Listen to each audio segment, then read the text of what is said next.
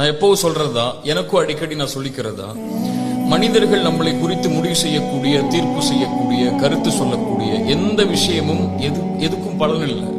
நம் மனிதர்கள் செய்யக்கூடிய, சொல்லக்கூடிய விஷயத்தை கொண்டு மட்டும் நம்முடைய வாழ்க்கையை முடிவு செஞ்சு கொண்டே இருந்தோம்னா, அதை குறித்து மட்டுமே கவலை கொண்டு இருந்தோம்னா, நம்ம வாழ்க்கையை கடைசியில திரும்பி பார்த்தா நமக்கான வாழ்க்கைன்னு எதுவுமே இருக்காது.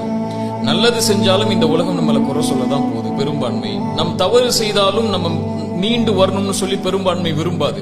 நம்மளை முடிவு செய்யக்கூடியவன் இறைவன் ஒருவன் தாங்கிற எண்ணத்தோட மட்டும் இந்த உலகத்துல பயணித்தால் மட்டுமே வெற்றி கிடைக்கும், நிம்மதி கிடைக்கும். குர்ஆனுடைய இந்த வசனம் பொருத்தமா இருக்கும்.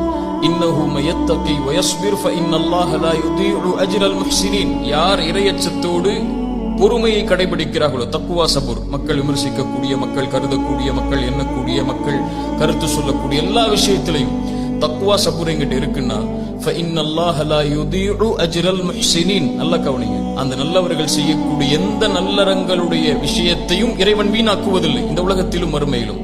அவன் முடிவு செஞ்சு தீர்ப்பு கொடுக்க போறான் அந்த செயலுக்கு. நல்லது செய்யறோம் நினைச்சு இறையச்சத்தோடையும் இறை பயத்தோடையும் பொறுமையோடையும் பயணித்தால் போதும். மக்களுடைய கருத்தை மறந்து இறை கருத்தை மட்டும் கவனத்தில் கொண்டு இந்த உலகத்தில் எதிலையும் வெற்றி பெற்றலாம்.